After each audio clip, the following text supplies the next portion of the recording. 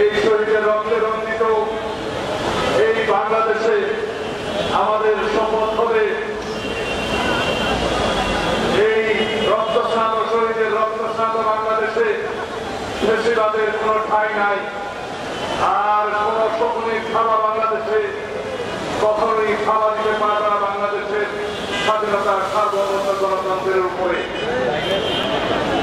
আমাদের বক্তব্য হওয়া উচিত আজকে যারা নতুন নতুন বাক্য বিশারদ হয়েছেন রাজনীতিতে তাদের উদ্দেশ্যে নসিহত করছি, যারা নতুন করে বাংলাদেশে ক্ষমতায় যাওয়ার জন্য স্বপ্ন দেখছেন এই স্বপ্ন দেখা ভালো। যারা জনগণের ভোটের মাধ্যমে রাষ্ট্র ক্ষমতায় যেতে চায় সেটা নিশ্চিত করার জন্য আমাদের এই সংগ্রাম, সেটা অবশ্যই ভালো। কিন্তু মনে রাখতে হবে কেউ যদি বাংলাদেশে নির্বাচনকে পিছিয়ে দিয়ে নির্বাচনকে অনিশ্চিত করে এবং নির্বাচন না করে রাষ্ট্র ক্ষমতা থাকতে চায় অথবা বিভিন্ন রকমের গোলাবাড়িতে মাছ শিকার করার ষড়যন্ত্র করতে চায়, তাদের উদ্দেশ্য হচ্ছে প্রেসিডেন্টের দুঃসহতা যেন আবার পুনর্বাসিত হয়। আমরা লক্ষ্য করছি বিভিন্নভাবে আজকে বাংলাদেশে গণতান্ত্রিক শক্তিগুলোর মধ্যে বিরক্তি সৃষ্টির পায়খানা চলছে। আমরা লক্ষ্য করছি বাংলাদেশের পক্ষের শক্তি সমূহে যারা বেশিরভাগ গণতান্ত্রিক আন্দোলন ঐক্যবদ্ধ হয়েছিল তাদের মধ্যে বিভক্তি সৃষ্টির বিভিন্ন রকমের ষড়যন্ত্র করা হচ্ছে। সুতরাং আমাদের সজাগ থাকতে হবে। আজকের এই বাংলাদেশে আমাদের গতিপথ নির্ধারিত হবে জনগণকে সাথে নিয়ে ঐক্যবদ্ধভাবে বেশিরভাগ বিরোধী জাতীয় ঐক্যকে শক্তিশালী করে। তাই বন্ধুগণ, আমাদের আজকে অনেক কথা।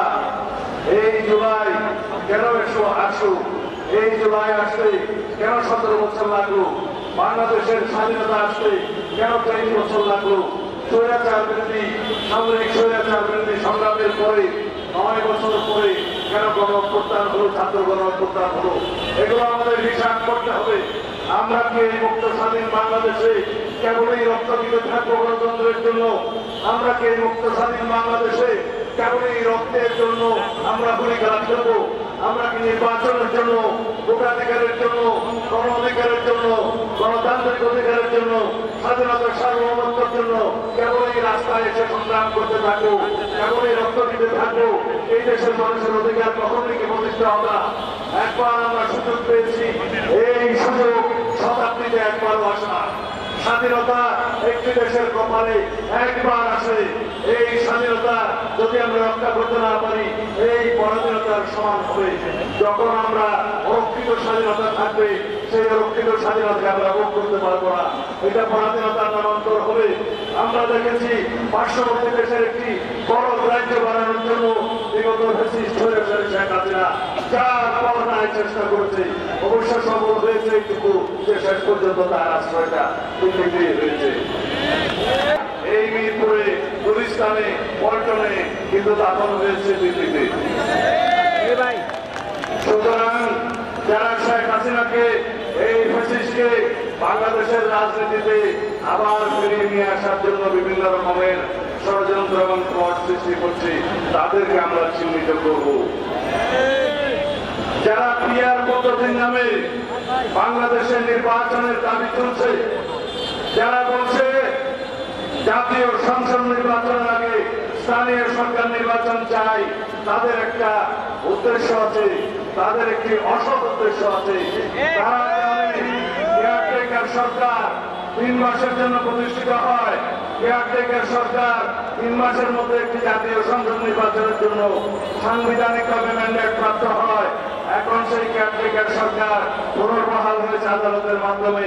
আমরা নিরপেক্ষ এই অন্তর্বর্তীকালীন সরকারকে কেয়ারটেকার সরকার হিসেবেই মনে করি। আপনাদের একমাত্র দায়িত্ব একটি সুষ্ঠু, সুন্দর, নিরপেক্ষ জাতীয় সংসদ নির্বাচন উপহার দেয়া। আপনাদের দায়িত্ব নাই স্থানীয় সরকার নির্বাচনের। বাংলাদেশে স্থানীয় সরকার নির্বাচনের কোন ম্যান্ডেট নির্বাচন কমিশনের নাই। নির্বাচন কমিশনের কেবল 2টি ম্যান্ডেট, একটি রাষ্ট্রপতি নির্বাচন আর একটি জাতীয় সংসদ নির্বাচন। কেবলমাত্র স্থানীয় সরকার মন্ত্রণালয় অনুরোধ করলে স্থানীয় সরকারের নির্বাচন দিতে হয়, নির্বাচন কমিশনের মাধ্যমে সেটা পরিচালিত হয়। সুতরাং যারা বিভিন্ন ধরনের বিভ্রান্তি সৃষ্টির মধ্যে দিয়ে নির্বাচনকে বিলম্বিত করতে চায় অথবা নিশ্চিত করতে চায়, তারাই বক্তব্য দিচ্ছে স্থানীয় সরকারের নির্বাচন জাতীয় সংসদ নির্বাচনের আগে হতে হবে এই কেয়ারটেকার বা অন্তর্বর্তীকালীন সরকারের অধীনে। তাদের উদ্দেশ্য খারাপ। যারা বলে পিআর পদ্ধতি নির্বাচন চাই, ভাই সাহেব আপনারা পিআর পদ্ধতি বুঝেন? পিআর পদ্ধতি গায়ে দেয় নাকি খায়? বাংলাদেশের মানুষ বোঝে না। আমরা বুঝি এক এলাকায় একটা সংসদীয় এলাকায় একজন নির্বাচিত হবে, জাতীয় সংসদের এমপি হবে, জনগণ তার সাথে যোগাযোগ রাখবে, জনগণের সাথে যোগাযোগ না থাকবে সেই এলাকার বিভিন্ন রকমের সমস্যা আইন কানুন সম্পর্কে সে মাথা ঘামাবে।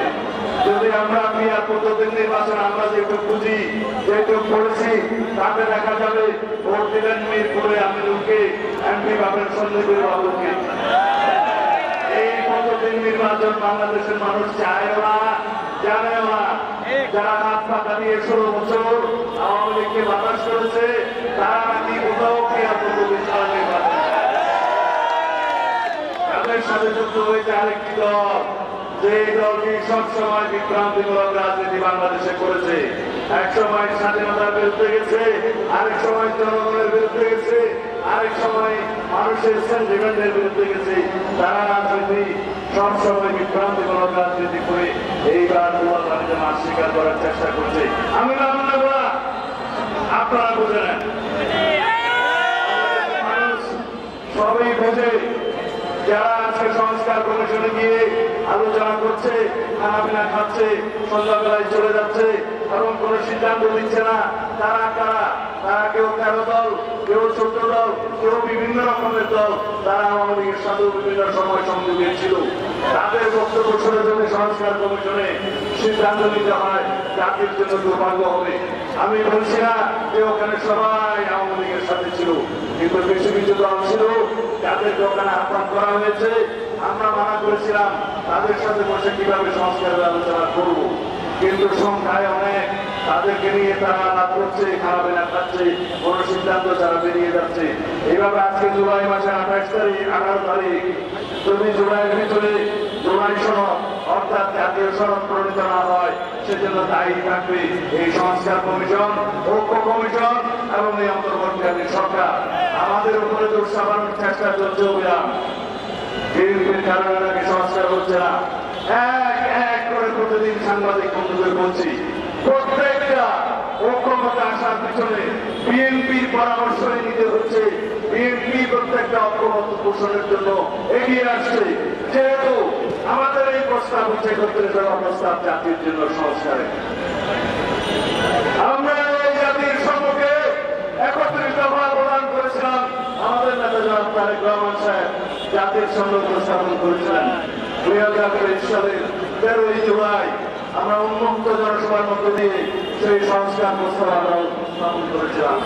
কেননা আমরা রাষ্ট্র কাঠামোর সংস্কার চাই, আমরা রাষ্ট্র ব্যবস্থার সংস্কার চাই, আমরা সরকার পরিচালনার বিভিন্ন সিস্টেমের সংস্কার চাই, আমরা গণতান্ত্রিক সংস্কার চাই সংবিধানের, যেই সংবিধান হবে জনগণের জন্য, যেই সংবিধান হবে গণতন্ত্রের রক্ষা কবচ, যেই সংবিধানের মধ্য দিয়ে রাষ্ট্র পরিচালনা হবে, গণতান্ত্রিক ভাবে সরকার পরিচালনা হবে, যেই সংবিধানের মধ্য দিয়ে সরকার পরিচালিত হবে, রাষ্ট্র পরিচালিত হবে, চেকস এন্ড ব্যালেন্স প্রতিষ্ঠিত হবে, ভারসাম্য প্রতিষ্ঠিত হবে, জনগণের অধিকার নিশ্চিত থাকবে, গণতান্ত্রিক অধিকার নিশ্চিত থাকবে, জনগণ সাংবিধানিক হবে আর কখনো ইসলামের কবলে পড়বে না, জনগণ সাংবিধানিক হবে আর কখনো একদলীয় রাষ্ট্রের ব্যবস্থা করবে না, জনগণ আর কখনো শেখ হাসিনার মতো ফ্যাসিস্টের মোকাবেলা করতে হবে না।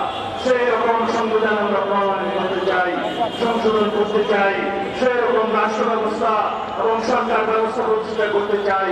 সেই জন্যই দিন রাত 24 ঘন্টা আমরা সংস্কার কমিশনের সাথে বসছি, আলাপ করছি, সমাধানে যাচ্ছি, ঐক্যমতে পৌঁছাচ্ছি। এইভাবে আমরা এই সনদ তৈরি করতে পারবো। তবে এই কথা সত্য, শতকরা শতভাগ প্রস্তাবে হয়তো গণতন্ত্রের মধ্যে সবাই একমত হতে নাও পারে। সেটাই আমাদের জন্য গণতন্ত্রের বিউটি, গণতন্ত্রের সৌন্দর্য হলো আমরা সর্ববিষয়ে হয়তো একমত হব না, কিন্তু আমরা জাতির স্বার্থে, জনগণের স্বার্থে, দেশের স্বার্থে, গণতন্ত্রের স্বার্থে আমরা আমরা সবাই একই রাস্তায় ঐক্যবদ্ধভাবে